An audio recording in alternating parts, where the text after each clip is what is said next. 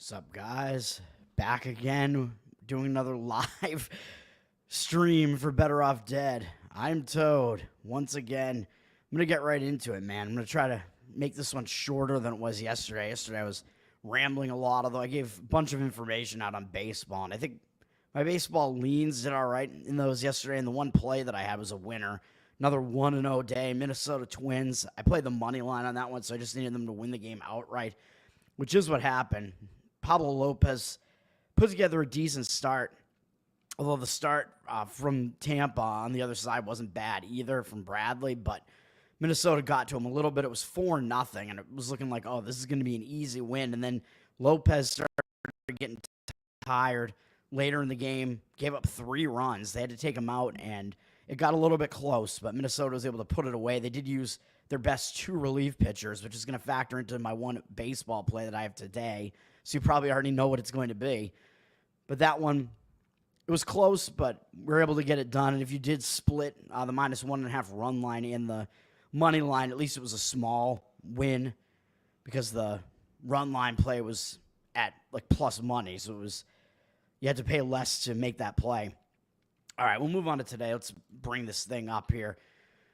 Baseball. We'll talk about baseball first. I'm just going to jump right into it because I don't really think that I even want to comment on any of these other games. It's just, I really did not see much in many of these games, but I'm going to play against the team that I played on yesterday, the Minnesota Twins. I'm going to play the Kansas City Royals. This is going to be a split run line, money line play here. -1.5 and -144, I think, are the best you can get right now. Kansas City, as you can see here, looks like they were sitting at -143. 78% of the tickets. So the public does like Kansas City still, but 92% of the cash. And I think that the cash is legitimately going to be coming in on Kansas City in this one for the reasons that I also agree with it. I kind of expect that to be the case. Minnesota played yesterday, for one thing, and now, of course, they're playing again today immediately and having to go to Kansas City from Tampa, so they are traveling, whereas Kansas City did not play yesterday, so they were off, and they're just staying at home. So Kansas City's in the much better rest spot and travel spot, and as I mentioned, Minnesota in yesterday's game did have to use their top 2 relief pitchers. They had to use Duran, their closer, and Jax, their main setup guy, to finish that game off with a 1-run win yesterday. So I think we're going to have Kansas City, even though they don't have the better of the 2 bullpens, they're in the better rest spot here, the better situational spot, and the better bullpen rest scenario here. And I think it's good that they're coming off of wins. They're on that big loss streak that I mentioned. I liked them in that final game against Cleveland, and it did work out. They actually won. So the fact that they're no longer mired in this loss streak, I think that's going to help maybe start some new momentum for them, even though hopefully that day off won't hurt that momentum again. But I think the fact that they got that win under their belt after not having tasted a victory for so long, I think that's going to help put them in a more positive mindset, so they're not like mired in that loss streak anymore. And all those losses were against Cleveland and Houston, so they were against good teams at least.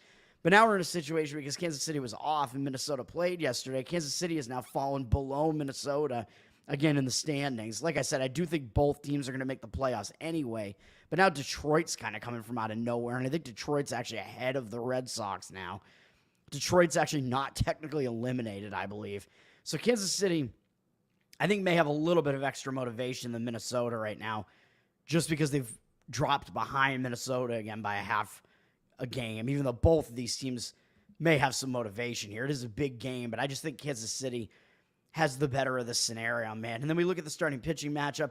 Zebby Matthews is pitching for Minnesota. I mean, he's a guy I've mentioned on the show repeatedly because he is a rookie, but he's started struggling a bit now with a 7.41 ERA on the season, a 1.47 whip. But granted, basically all of that was because of one really bad start against Toronto here, and he still had a 5-0 strikeout walk ratio there. So he has shown glimpses of being good. He has an 18-2 strikeout walk ratio on the season in 17 innings, but he's also allowed 23 hits and 5 home runs. So he's been getting hit a little bit hard, although, again, a lot of that was Toronto, 3 home runs. But Toronto's an offense, they got some good hitters on it, but they also have like half of their offense is pretty weak, and he really got lit up in that one. Is that a sign of things to come, or are we going to expect more of the normal Matthews that we saw in his first 3 starts, where he went 5 innings in each of them and didn't allow more than 2 earned runs? I don't know. And I thought this San Diego one was a little bit of a red flag where he only had 1 strikeout and 2 walks. But other than that, his strikeout walk numbers have been good. He hasn't walked anybody in the other starts. But the reason why I think that I'm going to fade Matthews here, I do think that Kansas City has the better of this starting pitching matchup. And Matthews, I like to go on these rookies who are unseen by the opposing hitters. But the thing is, Kansas City has seen him before. They saw Matthews in his major league debut, and he did pretty well against them here. 5 innings pitched, 2 runs allowed. Did allow a home run, 5-0 strikeout walk ratio. But now because Matthews has been seen once by Kansas City, I think that means Kansas City is going to be more familiar with him now. And it just happened on August 13th, so not that long ago, less than a month ago. Now Kansas City gets to face him again. This is going to be the first team that faces Matthews for a second time. And even though I think he may have decent stuff, like I said, and he is a young guy, that second time that an offense sees him, it's usually more of an advantage to the hitters that next time out because they have seen him now, so they know what to expect. So I think that's going to be a little bit of an advantage on the Kansas City side as well. And then the other part of the starting pitching matchup is where we get the rest of this advantage here, and that is that Kansas City is starting Brady Singer. I lost it here. Where is it? Oh, no, Cole Reagans. Even better than Brady Singer. Excuse me, Cole Reagans. Never mind. I knew it was one of their top 2 pitchers. My mistake. Cole Reagans is pitching for the Kansas City Royals today. He is their best starting pitcher, in my opinion, with a 3.46 ERA and 1.17 whip. So I think we do have the edge in the starting pitching matchup here with Reagans, who has done well in the season. Man, his strikeout number is really high, 197, even though he has walked too many guys, 56, but only 132 hits allowed, 161 and a third innings pitched. So despite the wildness, still a really high strikeout rate. Hasn't allowed a lot of hits, and he's just been consistently good pretty much throughout the season. Hasn't really been declining as we tend to see some guys tire out towards the end of the season, some of the younger guys, but he's been around for a few years now. He's 26, so I think he is used to pitching a full major league season at this point. And we see his stats here. He had a 3.51 ERA in the month of July, 27-7 strikeout walk ratio. And in the month of August, 44-15. Why do I always do that? ESPN shifts everything over, man. Like they don't align like one table to the other. 44-15 strikeout walk ratio. So that is too many walks. So he has been suffering from some bouts of wildness recently, but he still only allowed 23 hits in 33 innings and had a 3.82 ERA in the month of August and still a lot of strikeouts. And this game against Houston, where he had his worst start, giving up 5 earned runs to finish the month of August, he still had a 10-2 strikeout walk ratio, and it was on the road against a good Houston team. So I think we're going to see him bounce back from that. I mean, this is a big game. Minnesota did just face him as well in that same series that Matthews pitched in. The next game over, I think this was the game after the game that Matthews pitched. Reagans did well in that one with 8 strikeouts, no walks, only allowing 1 earned run, 5 hits, and 7 innings pitched. So, yes, Minnesota has seen him recently, but Minnesota's already familiar with him, man. He's in their division. He's been around for a couple of years now, and we will talk about what Reagan's stats are against Minnesota in a minute because that's also going to factor in. But I expect Reagans to bounce back. I mean, he's been a pretty consistent pitcher throughout the season.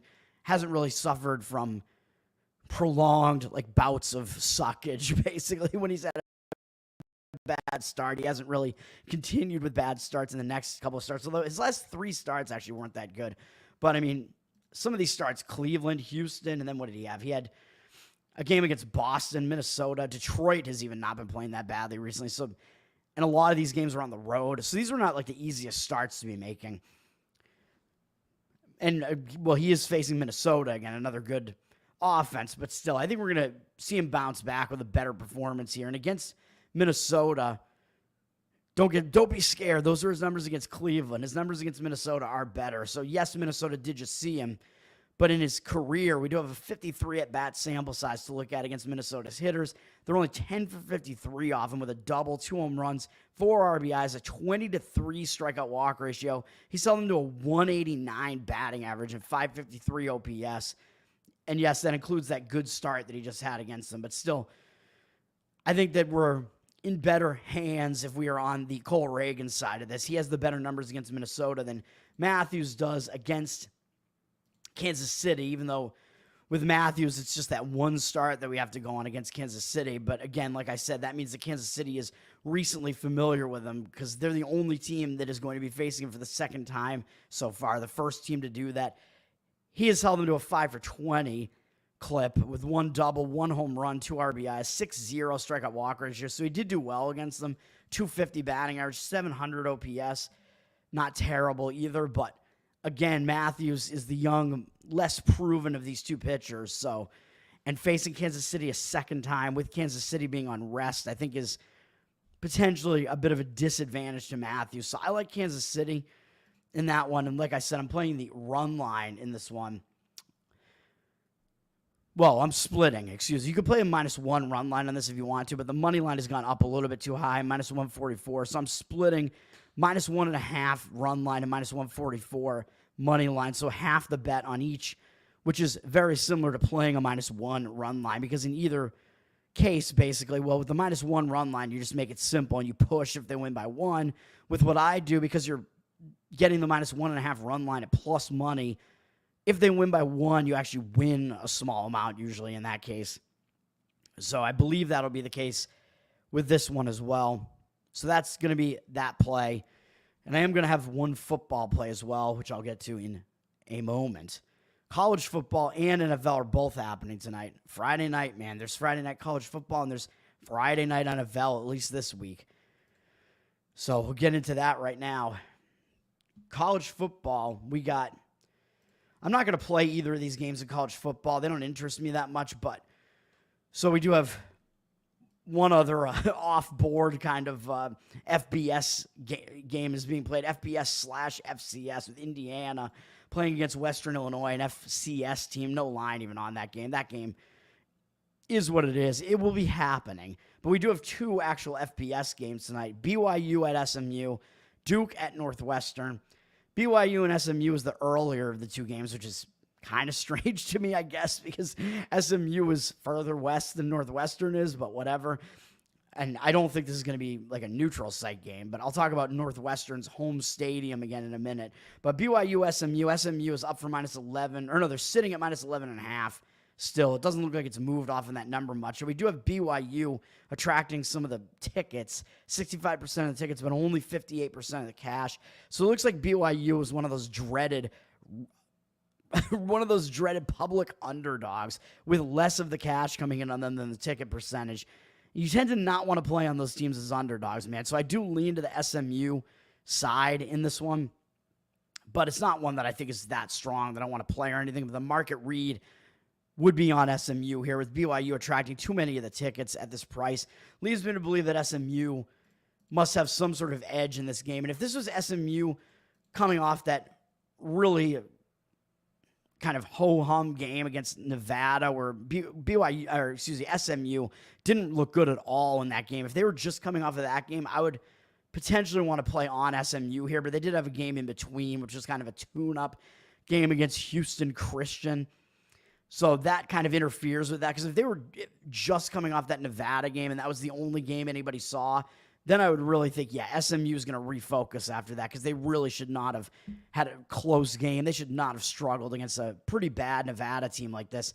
And SMU is the team that's got some of the highest returning production in college football in the country. So they have guys with a lot of built-in chemistry already, bringing back a lot of their offense from last year. I think quarterback, running back, wide receivers, a bunch of those guys are coming back. But now, of course, you're getting to the point of the season where you already have a couple games under your belt now. So you will see teams that didn't have that chemistry yet to start out with will have started building up that chemistry. So it means a little bit less, but in week 2, it still has some meaning. So I do think SMU, even over BYU, I don't even know who BYU has returning really, but even over BYU, I think SMU does have a little bit of an edge in that regard as well. And BYU's only played 1 game so far, and it was against an FCS team, an SIU, and they beat them pretty easily. It's just, there's not really much that I think you can take away from that game, really. I don't know what we can really think about that.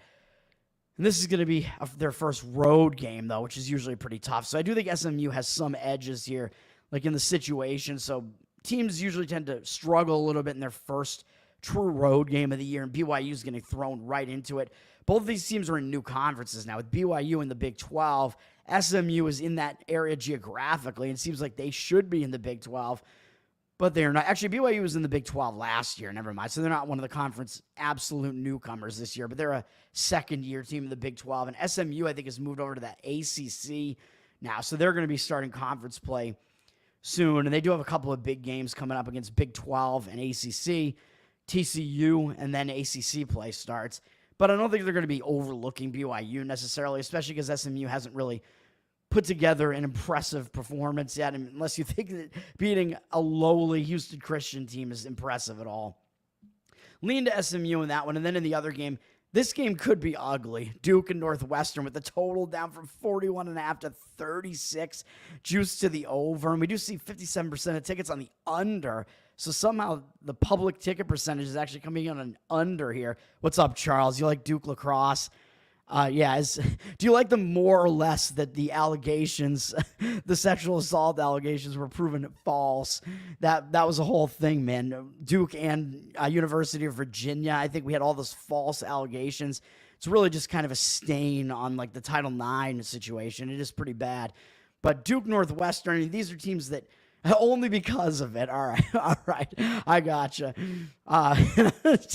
This is a situation where both of these teams look like they don't have very impressive offenses this year. Of course, we know that Duke's quarterback from last year is gone, and he is playing for Notre Dame now, as I mentioned last week. So they're going to take a little bit of time to try to start gelling with whatever new offense they got going on there. Northwestern does have their guys coming back from last year, but I'm not sure how impressive their offense really is. But the public ticket percentage being on the under in this one is kind of strange to me. I guess it's the public perception is such that they know that these teams aren't really good offensively, I guess. And the cash percentage is actually slightly on the over.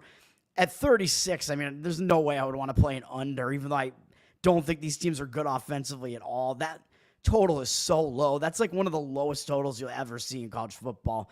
And it looks so low that it makes me almost question taking it over in that one, because it almost looks too easy to go over in that one. But Duke and Northwestern, these are teams that have struggled, man. And I'll talk about the side, I guess. Northwestern down from 2.5 to 2 as the favorite. 52% of tickets on them, but 55% of the cash on the other side on Duke. So the market is signaling on the Duke side as well, with the line dropping on Northwestern a little bit, and the cash percentage being on the side of Duke slightly. Not a game I want to get involved in. A really ugly game, but getting points when it's a game with that low a total also kind of makes sense. Each point is worth more, so you kind of just tend to want to play the underdog in a game like this, even though it's such a small line that it's kind of like pick the winner. Neither of these teams were impressive in what we've seen so far. Duke played against Elon, not Elon Musk, Elon University, the Phoenix. They're an FCS team as well. Duke putting up only 26 against them. Doesn't speak much for Duke's offensive capabilities right now, though, like I said, they are getting used to having a new quarterback and whatever, so I don't know if their offense is going to continue to struggle that badly throughout the season, but they did not look very good in that game against Elon, and Northwestern played against Miami, Ohio, who is a MAC team, but they're a MAC team with a pretty decent offense with Blaine Gabbert's brother as their quarterback, who seems like he's been around for forever at this point. But he was coming into the season off of a pretty bad leg injury that ended his season last year. So I don't know how much of that game was Northwestern's defense playing really well, or it was Miami, Ohio struggling offensively because of their quarterback having to deal with coming back from injury and whatever. Although I tend to think it was more that Northwestern's defense is actually pretty good. And they do have a lot of returning starters from last year on this defense. So I do think that is the case. So I think we are looking at actually two teams that have decent defenses, as Duke has been kind of improving defensively as well, because they hadn't really been thought of as much as a defensive team, but I think that's kind of turning around. I think both of these teams are more defense-oriented than anything else, but both teams coming off really ugly offensive performances, and Northwestern not having to travel. They're staying at home, but they are playing in multiple different stadiums this year because their actual stadium is being renovated. So they're also having to play with smaller home crowds, so that might be affecting how they do as well. I'm not really sure about that, but this is not a game I want to get involved in, but a couple of ugly offenses, and that game gets a spotlight game tonight. Is that really the game you want to watch, man? Two teams that just massively struggle offensively. I'm not so sure about that. But we do have a game that should be pretty good. Maybe we get the NFL starts off with actual good teams playing, with Ravens Chiefs last night. Luckily, I didn't play the Ravens with money, but I lost a pick in my pick'em pools on that one last night. I am going to play this game, Packers-Eagles. So out of the gate, we actually get some decent NFL teams playing each other. The Eagles, I had mentioned yesterday, because the Eagles are a little bit public, and I thought you might have to get on the Eagles at 2.5, like quickly, because I was worried, because I saw it kind of tilting towards 3, but now it's kind of fallen back in the other direction. So I think there was some take back on the Packers. So I actually think there is some disagreement between professionals on this game. I'm on the side of the Eagles, and I'm playing the Eagles in this one. The Eagles are still up from -1.5 to -2, but like I said, it was teetering on 3, and I think maybe it hit the 3, and then some of the professionals came in and took Packers +3, because a lot of the professionals just like to hit that key number a lot of times and just try to get the best value that they can, and some of them might even be playing the Eagles also at some of the lower numbers, trying to like middle that thing, which it's going to be difficult to really middle it unless you get like a 3.5 and something like close to pick them, so it's not something I would try to do, but I'm just playing the side, the Eagles here. They do have 51% of the tickets, but 53% of the cash. So I do still see a little bit of a higher cash percentage on them. The market still looks to be indicating on the Eagles at least slightly, but I like the Eagles in this one. This is a weird spot, really. This game is being played in Brazil. This game is Peacock only. I thought this game was going to be on one of the actual TV stations. I do actually have Peacock just because it's included with my cable provider, but this is bad, man. I don't like all these streaming services coming into play here, and the fact that you have to buy all these different streaming sources just to watch these NFL games that you might want to watch. But I do have my sports package, which with NFL Red Zone and whatever, it looks like basically all the games this week are going to be on the actual networks, at least for their home markets. And then the night game on Sunday and Monday, those are both, of course, going to be national televised games as well. I'll talk about those in my NFL week 1 video, which I probably will put out. I keep saying I'm going to put these out. I need to do my college football week 2 and NFL week 1, even though my NFL, I'm going to have a play tonight. And then I'm going to have a play on the Monday night game as well. But so they're spread across all of the days pretty much. So it makes that weekly video a little bit less so. And I'm going to talk about one of the NFL plays in this video, but whatever. So this game's going to be on Peacock. Very unfortunate. Got to shell out the bucks if you want to see this game, but I'm sure you can probably find other ways to watch it, other streams, whatever. I'm playing the Eagles -2. I hadn't actually played it yet, so lucky me, I guess. Not much of a difference between 2 and 2.5, though, in a football game. I don't think it matters very much. But this game is in Brazil, which is the first NFL game, I think, ever to be played in Brazil. It's in Sao Paulo, Brazil. I don't know how these teams are going to react. As far as which team is going to handle playing in Brazil better, that's anybody's guess, really. And this is the first game of the season, so I don't think it's going to matter that much as far as, oh, this team has to travel to Brazil off of this other game or whatever. These teams are both starting the season, so I think the travel spot is kind of negligible. Like, in those mid-season, like, London games and stuff, you can kind of figure out which team like came to London earlier in the week, because that team tends to have an advantage because they adjust to the time zone difference and whatever. But in Brazil, I don't think there's that much of a time difference. I forget which time zone they're in, but I think they're in one of the same. They might be slightly east. Are they in the Eastern time zone, or are they slightly east of that? I'm not sure. But I don't think it's going to be a significant time zone shift. And actually, it'll be less so for the Eagles than for the Packers, really, because the Eagles are in the Eastern time zone. So I think whatever time zone they're going to be in, I believe it's somewhere close to that, but I don't even know. Either way, I don't think it's going to matter. You look at the history between these teams and playing the NFL foreign games. The Packers actually played the more recent one. They played in a Germany game in 2022, and they lost. That was back when they had Aaron Rodgers, I think. So I don't know if there's anything that we can really determine from that. I don't think that matters much. And the Eagles played in a London game and won in 2018, I believe, which, again, they have a lot of new components since then, so I don't think it really matters. Sometimes you can say, hey, this team just played in the same stadium last year or something like that, so they're used to it, but that's not the case here. Neither of these teams are familiar with this stadium. I don't think either of these teams are really going to be very familiar with this travel spot. So it just comes down to where do we think the value is? And I do think it's on the Eagles. And the odds makers are telling you, based on this line, because it's a neutral site, that the Eagles are actually the slightly better team. And based on what happened last year, I would think that the public would actually kind of not agree with that, because we saw the Eagles just completely fall apart. The Eagles looked like one of the best teams in football for a while, and I think they were 10-1, and then they lost most of their remaining games. I think they only won one game after that point, and they wound up finishing, like 11-6, and then they lost in the playoffs.